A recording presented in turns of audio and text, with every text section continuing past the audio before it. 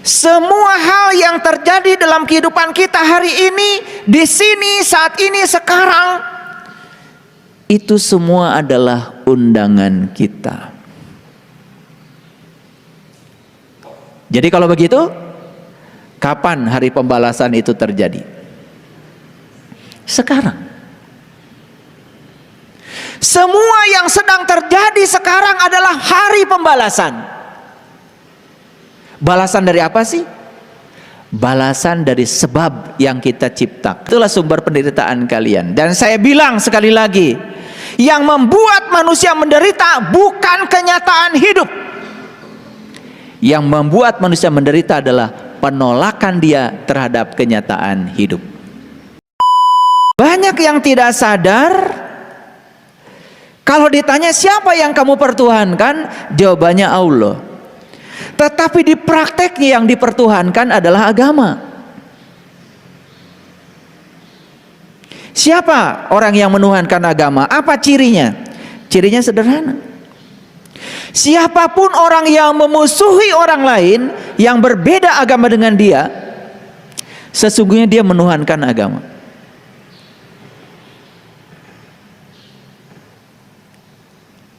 Siapapun yang memusuhi orang lain yang dianggap melanggar moral, dia benci pada orang lain yang dianggap tidak bermoral oleh dirinya, sebetulnya dia sudah menuhankan moral. Kalau dia menuhankan Allah, apa sifat Allah yang paling utama? Allah itu bisa menerima semua makhluk apa adanya, karena begitulah Allah. Coba, yang jahat melakukan kejahatannya kan bernafas, yang baik melakukan kebaikannya bernafas, betul nggak? Seperti itu Allah cara menghargai makhluknya, dan sama sekali Allah tidak pernah membeda-bedakan. Cinta kasihnya beliau itu tanpa batas pada semuanya. Kita aja terkadang sering kegeeran karena rajin melaksanakan ritual agama, seakan-akan kalau kita dapat kebaikan itu akibat dari kebaikan kita. Sombong sekali. Semua kebaikan yang Allah berikan kepada kita adalah hadiah, bukan karena kebaikan kita. Dan semua kebaikan kita bukan untuk Allah, untuk kita sendiri. Sekali lagi, semua kebaikan kita tidak ada yang untuk Allah. Semua kebaikan kita untuk diri kita sendiri. Kalau kita melakukan kebaikan dan kemudian kita dapat hadiah kebaikan dari semesta, itu hadiah. Dan Allah memberikan apapun pada kita tidak atas nama kebaikan atau keburukan kita, tapi hadiah. Jangan baru seminggu rajin sholat tahajud, kemudian bisnisnya berhasil, tiba-tiba diklaim kalau bisnis saya karena saya rajin tahajud. Itu sudah menghina tuh kepada Allah. Seakan-akan Allah tuh harus dirayu untuk memberikan kesuksesan kepada kita dengan tahajud kita. Itu sudah menempatkan Allah tuh seperti penjaga gudang yang menjaga semua keinginan-keinginan kita, dan kita rayu-rayu Allah supaya Allah mengeluarkan semua yang dijaga di gudangnya untuk memenuhi harapan-harapan kita. Camkan kata-kata saya, tidak ada kata-kata saya yang sia-sia. Satu kata camkan. Saya kalau berbicara sebisa mungkin tidak banyak kata, dan sebisa mungkin setiap kata yang saya ucapkan itu memiliki tujuan untuk menyampaikan pesan saya.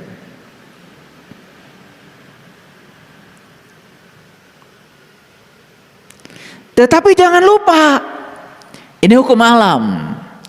Sebaik dan sebenar apapun tingkah laku kita, tetap saja si pembenci akan ada. Setuju? Sebaik dan sebenar apapun tingkah laku kita, si pembenci tetap saja ada. Kenapa mereka ada? Supaya kita waspada. Kalau semua orang pro pada kita, bisa lupa kita. Itulah cinta kasih semesta yang luar biasa untuk mengarahkan kita supaya eling dan waspada. Oleh karena itu, jangan kecil hati ya. Saya rasanya sudah melakukan tindakan yang benar, saya rasanya sudah melakukan tindakan yang baik, tapi kok orang-orang masih benci sama saya? Itu sesungguhnya hadiah dari semesta. Kalau semua orang mendukung kita, bisa jadi kita lupa. Kalau masih ada tersisa orang yang benci kepada kita, kita jadi waspada. Gak ada yang buruk bagi orang yang sadar.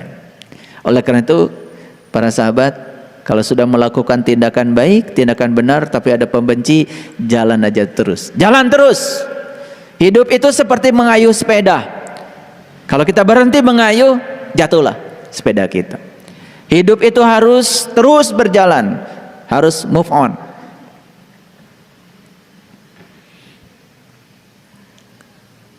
Oleh karena itu, saya mengajak para sahabat semua, mari kita mempercantik dunia yang sudah cantik ini.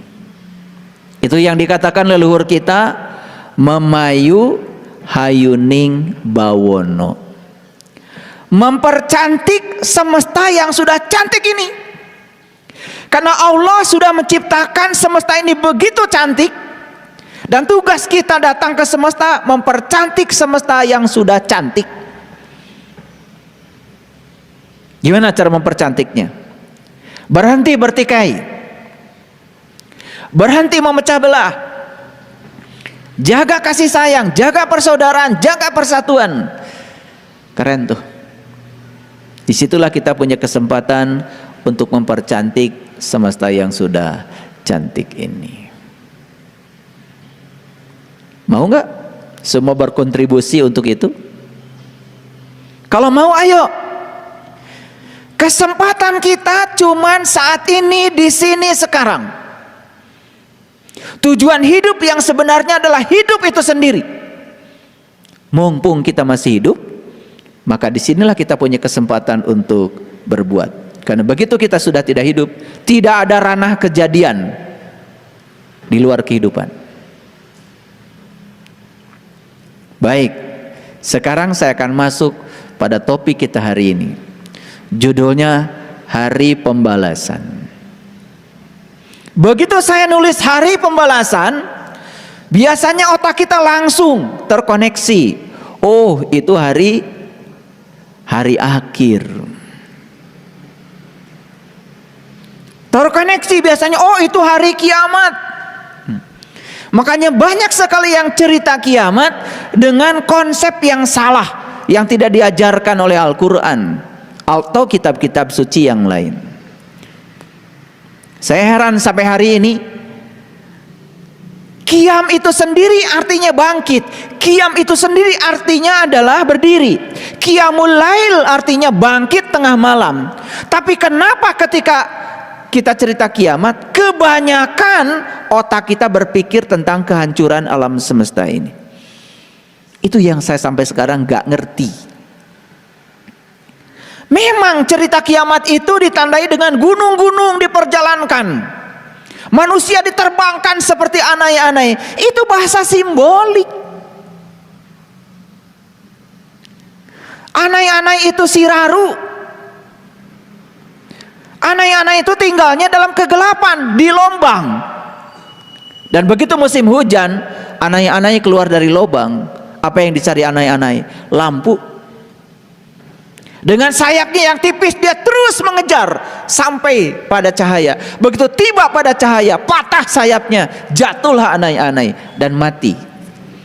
Apa pesan semestanya? Pesan semestanya, sebelum kamu mati, rengkuhlah cahaya ilahi yang sudah disediakan dalam dirimu. Jadilah seperti anai-anai. Gunung melambangkan kesadaran, perjalankan kesadaranmu. Kan sebetulnya itu baru terjadilah hari kebangkitan. Setelah terjadi hari kebangkitan, sadar kita dengan kehidupan. Jadi kapan hari pembalasan itu? Hari pembalasan itu di sini, saat ini, sekarang. Saya akan buktikan secara saintifik. Ayo, Perhatikan saya. Kalau hari ini kita panen jagung, sebetulnya itu sedang mengingatkan saja bahwa 2-3 bulan yang lalu kita nanam jagung.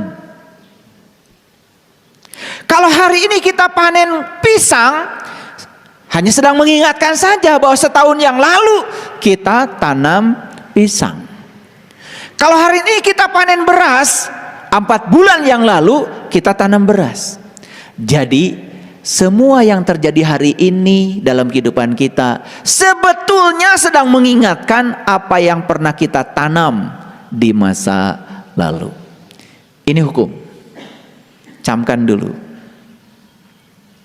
Jadi siapa yang mengundang seluruh kejadian hari ini? Siapa yang mengundang seluruh peristiwa yang terjadi pada kita hari ini? Siapa? Kita sendiri. Jadi kalau begitu, semua peristiwa yang sedang terjadi dalam kehidupan kita hari ini itu adalah tamu undangan. Kita sendiri yang mengundangnya. Aneh sekali. Kita sudah sebar surat undangan, dan surat undangan sudah sampai di tamu undangan, dan tamu undangan sudah datang memenuhi undangan, tetapi sang pengundang menolak semua yang diundangnya. Aneh? Aneh? Aneh. Ulangi sekali lagi. Ulangi. Balasan dari apa? Balasan dari sebab yang kita ciptakan. Jadi balasan itu apa sesungguhnya? Balasan itu adalah akibat. Ulangi. Ada sebab, ada akibat. Ada aksi, ada reaksi. Jadi balasan itu adalah akibat dari sebab yang kita ciptakan. Kapan terjadinya hari pembalasan? Berlangsung setiap saat, berlangsung setiap waktu. Bahkan sekarang hari pembalasan itu sudah terjadi. Baik, kita buka slide pertama. Bisa lihat semua ke sini? Silakan lihat. Cukup besar ya. Sebab baik akan mengakibatkan akibat baik, dan ujungnya adalah kebahagiaan. Sebab buruk akan mengakibatkan akibat buruk dan berujung penderitaan. Jadi kenapa saya bahagia sekarang? Itu hari pembalasan dari sebab baik yang sudah kau ciptakan. Kenapa saya sekarang kok menderita? Itu hari pembalasan. Dari apa? Dari sebab buruk yang sudah kau ciptakan. Sesederhana itu. Itu yang kemudian sering disebut dalam bahasa tradisi lain dengan hukum karma. Kalau kita mengenal Yaumiddin, hari pembalasan. Jadi beda bahasa saja. Ada yang mengatakan hukum karma, hukum sebab akibat, ada yang mengatakan Yaumiddin. Sebetulnya yang sedang dibicarakan adalah semesta yang sama. Yang sedang dibicarakan adalah kejadian yang sama, cuma dipandang dari tradisi yang berbeda. Dalam bahasa Arab disebutnya saum, dalam bahasa Pali disebutnya puasa. Sebetulnya sedang menceritakan sebuah keadaan yang sama, tinggal di dalam keluhuran. Cuman satu menggunakan bahasa Arab, satu menggunakan bahasa Pali. Tetapi harus hati-hati, tidak semua bahasa memiliki tradisi yang sama. Oleh karena itu maka kita harus belajar etimologi bahasa kalau ingin memahami sesuatu. Makanya saum dan puasa bisa sama, bisa juga berbeda, tergantung sudut pandang. Saya tidak akan membahas itu karena di ceramah-ceramah saya sebelumnya sudah terlalu banyak saya membicarakan itu secara dalil dari kitab suci maupun dari tinjauan saintifik. Bahkan saya sudah menjelaskan apa peran saum secara medis. Itu luar biasa ya, ternyata luar biasa. Baik ya, sebulan setelah kita saum jangan lupa pertahankan kebiasaan tubuh yang sudah diperoleh agar ya protein autopagisom yang diperoleh itu terus-menerus bisa diproduksi.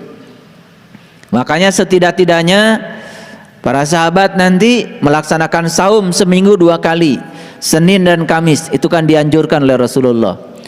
Karena akan saya buktikan hari ini bahwa makanan itu adalah pengurang kesadaran.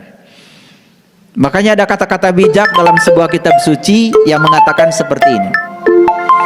Manusia yang terus mengangan-angani, memikirkan tentang kesenangan hidup, maka berikutnya dia akan memiliki panca indera yang tak terkendali. Ketika dia sudah tidak bisa mengendalikan panca inderanya, yang paling berbahaya bagi dirinya adalah dia akan melampaui batas dalam makanan. Dan orang-orang yang melampaui batas dalam makan, selalu makan yang enak, tubuhnya menjadi kuburan. Penyakit mulai banyak datang. Kolesterol, diabetes, darah tinggi, macam-macam penyakit mulai datang. Kinerja tubuh sudah tidak fungsional lagi. Kalau kinerja tubuh sudah tidak fungsional lagi, produktivitas menurun. Yang terjadi berikutnya adalah malas. Dan setelah malas, ikhtiar menjadi kurang semangat.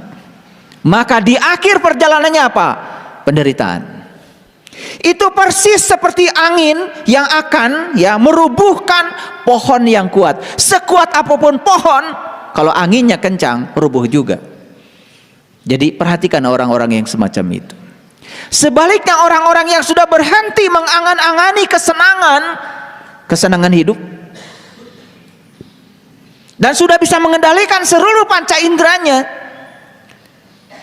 dan dia bisa mengendalikan kebiasaan makan yang berlebihan, berkeyakinan teguh dalam hidupnya, maka yang terjadi apa? Dia akan penuh dengan ikhtiar, dia akan penuh dengan upaya. Maka saya yakin dia itu seperti batu karang yang sulit untuk dihancurkan oleh angin sebesar apapun. Angin sebesar apapun bisa meruntuhkan pohon yang kokoh, tetapi angin sebesar apapun tidak akan bisa meruntuhkan batu karang. Kita harus punya atap yang tebal. Kalau atap kita terbuat dari alang-alang dan jarang atapnya, begitu hujan turun pasti bocor. Tapi kalau kita punya atap dari alang-alang, tebal atapnya, sebesar apapun hujan turun gak bocor. Jadi kita ini sering bocor. Karena apa?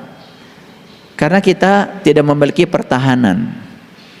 Disinilah sebenarnya perannya agama. Makanya agama harus mengantarkan kita dalam dimensi spiritualitas, supaya kita punya ketangguhan.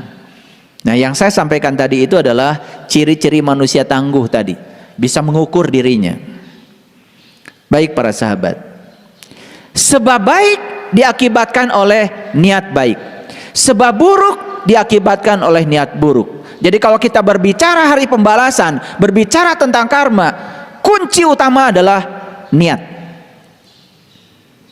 Kenapa? Saya katakan tadi, niat menghasilkan pikiran, pikiran menghasilkan kata-kata, kata-kata menghasilkan perbuatan. Itu mekanismenya. Jadi semua berawal dari niat. Jadi oleh karena itu saya berani mengatakan bahwa sebetulnya penentu hari pembalasan itu adalah niat. Jadi kalau karma adalah niat yang sudah menjadi perkataan, tindakan yang memenuhi hukum sebab akibat, maka setiap aksi pasti ada reaksi. Ayo lihat saya semuanya. Jadi semua yang sedang terjadi dalam kehidupan kita hari ini adalah buah yang harus kita panen dari tanaman kita sendiri. Pertanyaan saya satu, siap menerima hasil panen? Siap menerima hasil panen? Siapa yang menanam? Anda. Siapa yang memanen? Anda. Kenapa siapnya? Siap.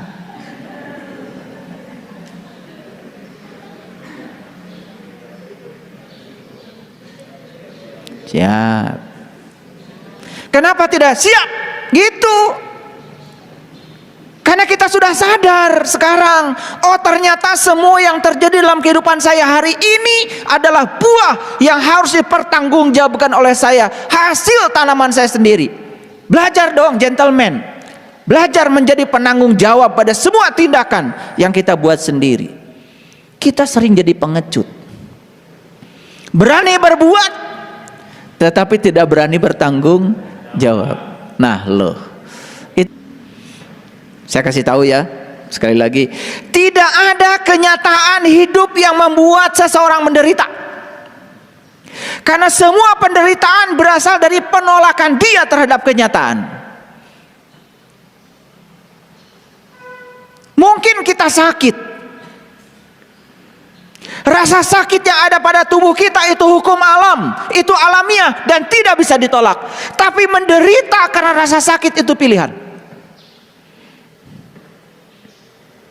Emang saya belum pernah sakit. Saya hidup sekarang dengan satu ginjal. Itu pelajaran yang sangat luar biasa untuk hidup saya. Dan saya harus kehilangan ginjal kanan saya. Sakit. Sakit itu alamiah. Ketika dioperasi, dikeluarkan, dirobek-robek perut kanan sebelah kanan ini. Dan kemudian dijahit bagian dalam.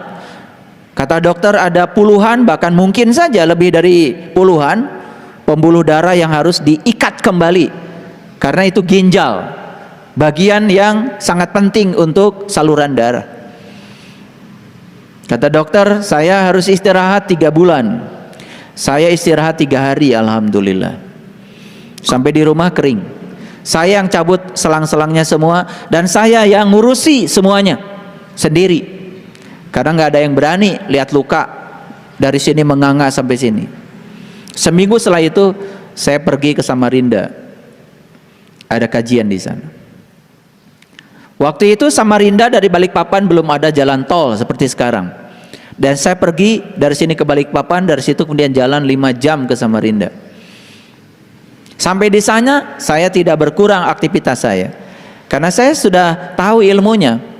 Sakit itu alamiah. Rasa sakit yang kita terima bisa kita jadikan sebagai penderitaan, bisa juga tidak. Saya cuma mendengar aja suara tubuh saya, dan saya berterima kasih tubuh saya masih bisa bicara lewat sakit, karena dengan itu saya mengerti bahasanya. Setelah itu rubah total cara hidup saya. Mohon maaf, saya sudah tidak tertarik lagi dengan makanan seenak apapun, sepanjang itu tidak saya butuhkan. Makanya saya sering berulang kali mengatakan, saya makan buah pagi-pagi dan itu gosok gigi dan saya saum. Saya baru makan siang itu juga terbatas, hanya yang sesuai dengan golongan darah saya dan saya butuhkan. Yang tidak saya butuhkan nggak saya makan. Enak itu cuma 10 menit di sini. Bebannya terlalu berat. Apalagi beban bagi lambung, beban bagi darah. Coba, terlalu banyak makan karbohidrat, begitu tidak diproses apa yang terjadi? Kadar gula darah naik. Pankreas kita rusak karena pankreas harus mengubah karbohidrat gula menjadi energi. Ketika tidak mampu diubahnya, tumpukan gula darah di dalam darah tidak bisa ditolak lagi. Akibatnya apa? Harus disuntikan insulin. Mahal bukan? Jadi aneh ya. Kita takut menghadapi kematian, pengen umur panjang, tetapi kita tidak pernah mempanjangkan umur kita dengan ikhtiar kita. Aneh bukan? Karena apa? Karena di sini yang terpikir oleh pikiran adalah kesenangan, kesenangan, kesenangan. Makan enak, makan enak, makan enak, itu yang terpikir. Maka 75% orang yang level ini uangnya habis buat ngurusi tubuh dari leher ke bawah. Mungkin 25% pun tidak ada buat dari sini ke atas. Beli buku yang bisa mengembangkan pengembangan diri, beli buku yang bisa menginspirasi agar hidup menjadi lebih berkualitas, mungkin jarang. Coba tanya, saya tanya, sebulan sekali aja mungkin kita nggak pernah beli buku itu. Jatuh?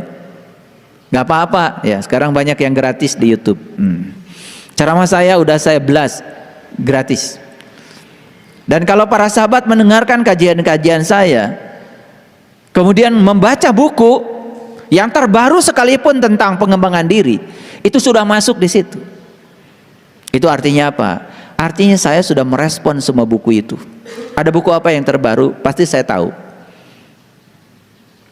Dan saya belanja buku itu.